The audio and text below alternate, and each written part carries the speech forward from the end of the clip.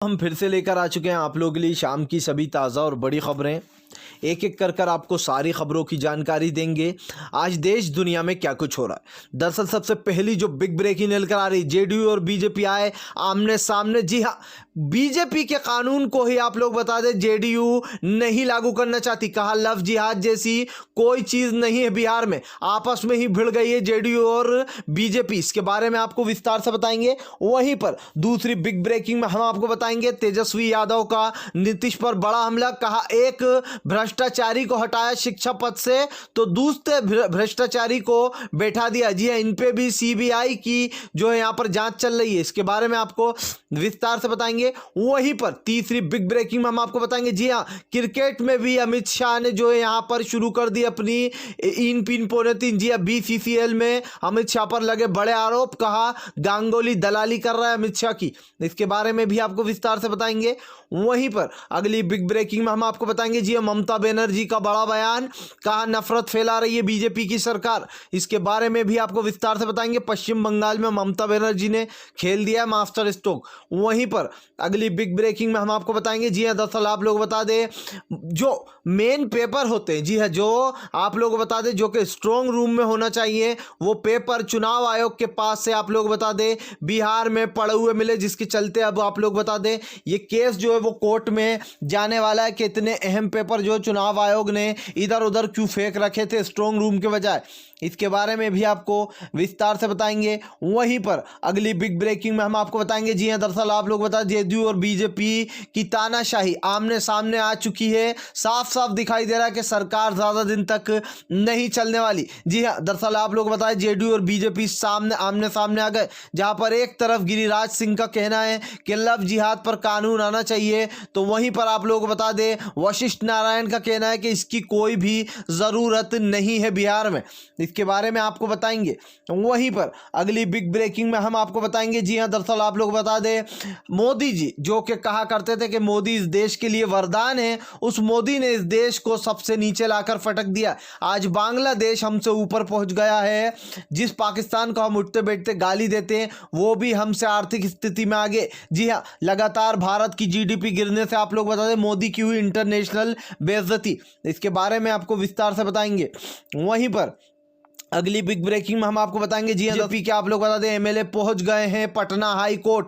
बड़ा झटका, नीतीश की सरकार अब कभी भी गिर सकती है। जी सारे एमएलए पहुंचे सुप्रीम कोर्ट, 15 से 20 एमएलए। इसके बारे में आपको विस्तार से बताएंगे। तो सारी खबरें आपको एक एक कर देंगे। खैर चलिए बढ़ते हैं सबसे पहली और सबसे बड़ी खबर की ओर। दरअसल दोस्तों आप लोग बता दें सबसे पहली जो बिग ब्रेकिंग न्यूज़ करा रही जेडीयू और बीजेपी आमने सामने, ये तो होना ही था क्योंकि इस बार जो जेडीयू है वो छोटा भाई की भूमिका निभा रही है और जो बड़ा भाई है वो है बीजेपी। क्योंकि सब जानते हैं नीतीश के पास इस बार जो बहुमत है वो काफ़ी कमज़ोर है। जितनी सीटें मिली हैं वो इस हिसाब से बीजेपी का जो पड़ला है वो जेडीयू से भारी चल रहा है। लेकिन जैसे कि आप जानते कि हमेशा से बीजेपी और जेडीयू में तानाशाह रही है, यानी कि ये दोनों में बनती नहीं है। आपको कुछ पुरानी चीज़ याद दिलाना चाहूँगा, चाहे वो 370 हो, एनआरसी, सीएए हो, इन सब के खिलाफ रहे हैं हमेशा से नीतीश।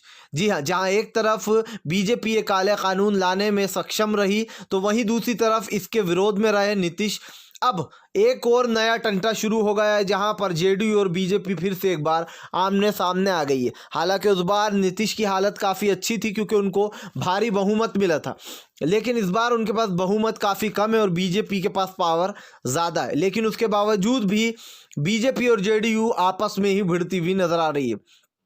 सबसे पहले तो आप लोग बता दूं गिरिराज सिंह को तो आप जानते ही होंगे, बीजेपी के जो मंत्री हैं, अब यहाँ पर केंद्रीय मंत्री हैं उनके, और आप लोग बता दें यहाँ पर वशिष्ठ सिंह के बीच में जो है यहाँ पर शुरू हो गई है तू बहस। जहाँ पर एक तरफ गिरिराज सिंह ने बोला कि जो है यहाँ पर भी बिहार कोई अलग नहीं है देश से, यहाँ पर भी जो लव जिहाद कानून आना चाहिए, तो वहीं पर वशिष्ठ नारायण सिंह ने कहा कि इसकी कोई भी ज़रूरत नहीं है क्योंकि इस तरीके की बिहार में कोई भी भी चीज़ नहीं हो रही है। तो आप खुद सोच सकते हैं कि बीजेपी और जेडीयू फिर से आमने सामने आकर खड़ी हो गई है।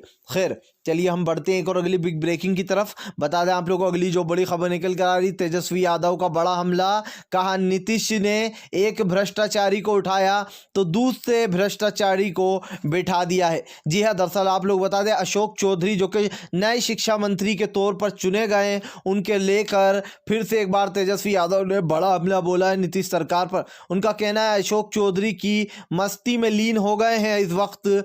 जी हाँ, आप लोगों को बता दें दरअसल यहाँ पर अशोक चौधरी शिक्षा मंत्री और जिस तरीके से इन पर सीबीआई की जांच बिठाई गई है, सीबीआई की जांच चल रही है, उसको लेकर फिर से एक बार तेजस्वी यादव ने नीतीश पर बड़ा हमला करते हुए कहा कि आखिर आपके कितने विधायक एमएलए जो यहाँ पर कितने आपके नवरत्न हैं जो कि अपराधी हैं। जी हाँ, जिन्होंने अपराध किए आपके नवरत्नों ने, यानी कि नवरत्नों पर हमला बोलते हुए नजर आए तेजस्वी यादव। और उनका कहना है कि नीतीश जी आपके नवरत्नों ने अपराधों की लड़ी लगा रखी है, किन किन को बाहर निकालेंगे, किन किन को एक एक कर पार्टी से बाहर किया जाएगा। बड़ा हमला बोलते हुए यहाँ पर नजर आए हैं और साफ साफ दिखाई दे रहा है कि तेजस्वी यादव फुल फॉर्म में नजर आ रहा है। खैर चलिए हम बढ़ते हैं एक और अगली बिग ब्रेकिंग की तरफ।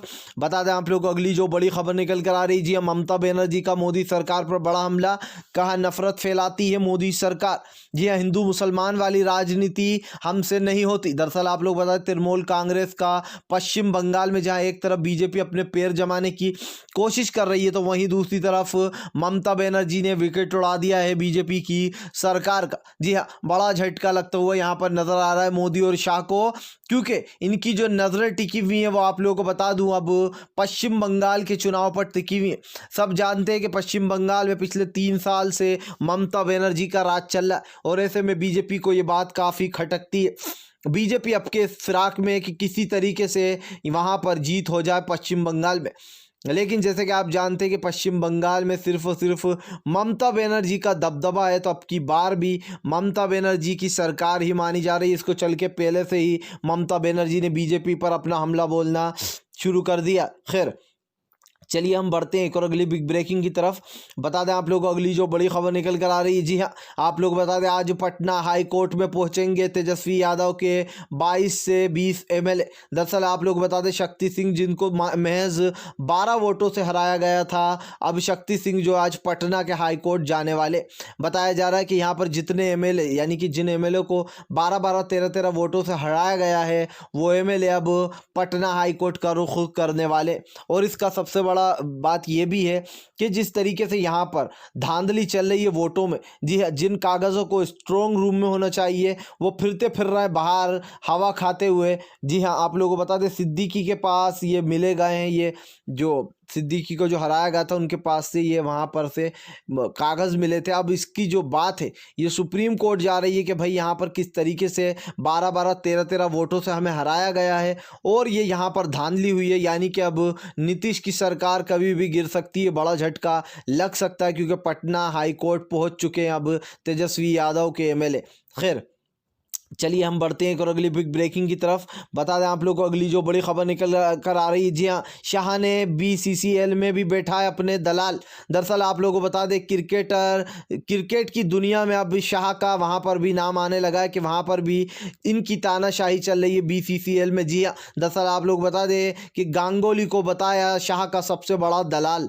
जी हाँ, आप लोगों को बता दें दरअसल जिस तरीके से यहाँ पर ये क्रिकेट की दुनिया में शाह का नाम निकलकर सामने आया, इसको लेकर लोगों ने तंज कसना शुरू कर दिया है कि अब क्रिकेट में भी शाह ने जो यहाँ पर ऊंच नीच जो है ये सब कुछ शुरू कर दिया है, घपोलेबाजी। जी हाँ, जैसे कि आप लोग जानते होंगे कि शाह का बेटा लगातार क्रिकेट में ही रहता है, ऐसे में लोगों ने अपराध लगाना भी शुरू कर दिया है कि उनके सबसे बड़े, आप लोग बता दें सबसे बड़े जो दलाल बन चुके हैं पैसों के लिए वो कोई और नहीं बल्कि खुद गांगुली है। जी हाँ, अब इस तरीके की बातें निकल कर आ रही हैं। खैर चलिए हम बढ़ते हैं एक और अगली बिग ब्रेकिंग की तरफ।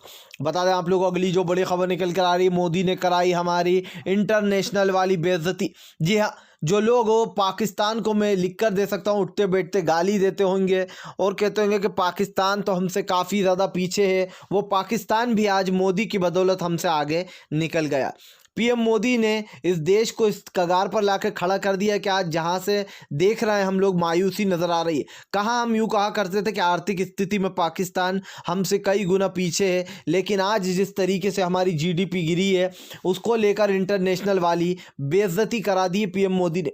आपको पीएम मोदी का एक भाषण तो याद ही होगा जिसमें खुद ही की बड़ाई कर रहे थे कि मोदी इस देश के लिए वरदान है। अब आप खुद सोचिए, ये वही इंसान था जो कि खुद ही वीडियो में तारीफ करता हुआ नजर आ रहा था कि मोदी इस देश के लिए वरदान है। अब वरदान है या क्या नहीं है ये तो आपको अभी पता चल जाएगा जब मैं आपको यहाँ पर बताने वाला हूँ जीडीपी। सबसे पहली बात तो मैं आपको बता दूँ, जिस बांग्लादेश हमसे कभी बहुत ही पिछड़ा रहा करता था उसकी आज आप लोग बता दें 3.8 दशमलव, जी हाँ ये जीडीपी है। वहीं पर अगर मैं बात करूँ इंडिया की तो -10.3। अब आप सोचिए -10.3 पर जीडीपी पहुंच चुकी है हमारी। और अगर पाकिस्तान की बात की जाए तो आप लोगों को बता दूं कि यहाँ पर 0.4, जी हाँ इस तरीके से यहाँ पर पाकिस्तान भी जो यहाँ पर हमसे आगे निकल चुका है। तो अब आप खुद सोच लीजिए कि यहाँ पर माइनस पर पहुँच चुके हैं हम, -10.3 हमारे जीडीपी है। और अगर वहाँ की बात की जाए तो यहाँ पर हमसे अच्छे हालातों में अभी पाकिस्तान और बांग्लादेश है, क्योंकि बांग्लादेश की 3.8 दशमलव है। तब आप खुद सोच लीजिए कि कैसी इंटरनेशनल वाली बेइज्जती हुई है हमारे देश की। जो मोदी जी बोला करते थे कि हमारा देश तरक्की कर रहा है, उन्नति कर रहा है। दोस्तों ये बात सच है कि हमारा देश तरक्की और उन्नति कर रहा था, लेकिन कब कर रहा था ये मैं आपको समय बता दूं, जब कोई भी 370 का बवाल नहीं हुआ था, जब एनआरसी सीएए का कोई काला कानून नहीं लाया गया था, जब इस देश में सब कुछ ठीक चल रहा था, सब कुछ सही से चल रहा था, राम मंदिर बाबरी मस्जिद का फैसला नहीं आया था। जब ये चीज़ आने लगी हमारे देश में इस तरीके के जो यहाँ पर तानाशाही सरकार आ गई और तानाशाही जो उनके रूल रेगुलेशन आने लगे, उसके बाद देश की जीडीपी लगातार गिरती गई, विरोध शुरू हुए। आज बड़े बड़ी जो कंपनियां हैं, जो रेलवे हैं, उन सबको बेचा जा रहा है, बड़े बड़े अडानी और अंबानी ग्रुप्स को दिया जा रहा है। तो आप खुद सोच लीजिए देश की जीडीपी फिर गिरे नहीं तो क्या माइनस में पहुंच गई। ये हमारे लिए सबसे शर्म की बात है और हमसे ज़्यादा पीएम मोदी के लिए शर्म की बात है, जो कि हमेशा भाषण में कहते हैं कि हम तरक्की करेंगे। ये थी वो तरक्की जो कि हमें सबसे नीचे लाकर जीडीपी में पटक दिया। ये तो ये हालात हैं। लेकिन आपको एक बात और बता दूं, कोरोना में भी हम सबसे नंबर 1 पे चल रहा है। जी हाँ, अमेरिका ने कई बार ये दावा कर दिया है कि भारत अपने आंकड़े छुपा रहा है और नंबर 1 की पोजीशन पर जहां पर सबसे ज़्यादा केस बढ़ रहा है वो है भारत। आप लोग बता दें कोरोना के केस लगातार बढ़ते जा रहे हैं, वैक्सीन का अता पता है नहीं, अभी उसमें और भी टाइम लगने वाला है। और ऐसे में मोदी सरकार चौतरफा घिर गई है, ये साफ साफ दिखाई दे रहा है। खैर चलिए हम बढ़ते हैं एक और अगली बिग ब्रेकिंग की तरफ। बता दें आप लोगों को अगली जो बड़ी खबर निकल कर आ रही, नीतीश की सरकार ज़्यादा दिन तक नहीं चलने वाली। दोस्तों जिस तरीके से यहाँ पर बीजेपी और एनडीए आपस में ही भिड़ी है, इसे देखकर एक चीज़ साफ हो जाती है कि आने वाले समय में लव जिहाद को लेकर और दूसरे मुद्दों को लेकर, चाहे वो एनआरसी हो या सीएए हो, इस पर सेम टू सेम जो है यहाँ पर कड़ी प्रक्रिया होने वाली है बीजेपी और एनडीए में। बहुत ज़्यादा जो है तानाशाही होने वाली है, क्योंकि जहाँ एक तरफ आप लोगों को बता दें सीएए एनआरसी के साफ साफ खिलाफ है नीतीश, और उन्होंने अपने भाषण में कहा भी था कि किसी के बाप में दम नहीं जो बिहार की जनता को नक्सलिया कहकर या फिर जो यहाँ पर घुसपैठिया कहकर बाहर निकाल दे। दरअसल अगर आपको याद हो कि बिहार में जाकर एक बयान दिया था सीएम योगी ने कि हम घुसपैठियों को बाहर निकालने का काम कर रहे हैं और हम ये काम आगे भी बढ़ाएंगे और घुसपैठियों को बाहर निकालेंगे बिहार से भी।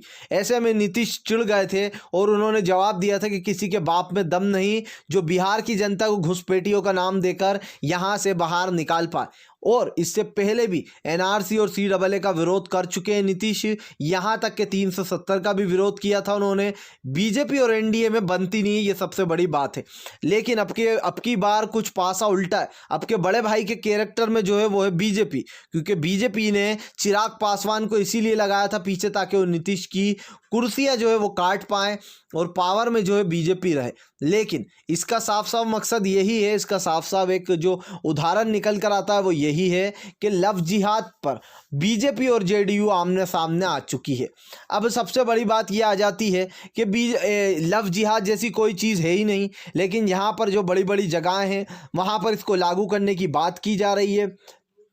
सबकी अपनी अपनी सोच है। कांग्रेस इसका पुरजोर विरोध कर रही है, तो साफ साफ दिखाई देता है कि यहाँ पर क्या कुछ चल रहा है। खैर, अगर आप भी शांतिपूर्ण ढंग से पीएम की इन सभी गलत नीतियों का दिल से विरोध करते हो और अगर आप मानते हो कि तेजस्वी यादव को ही बिहार का जो अगला सीएम होना चाहिए, तो इस वीडियो को दिल से लाइक करके हमारे चैनल को सब्सक्राइब करके अपना समर्थन ज़रूर दर्ज कराइएगा, क्योंकि हम एक ऐसे निष्पक्ष पत्रकार हैं जो कि आप तक सिर्फ सच और सच पहुंचाने की कोशिश करते हैं। तो हम मिलेंगे आपसे नेक्स्ट वीडियो में, तब तक के लिए वंदे मातरम, जय हिंद।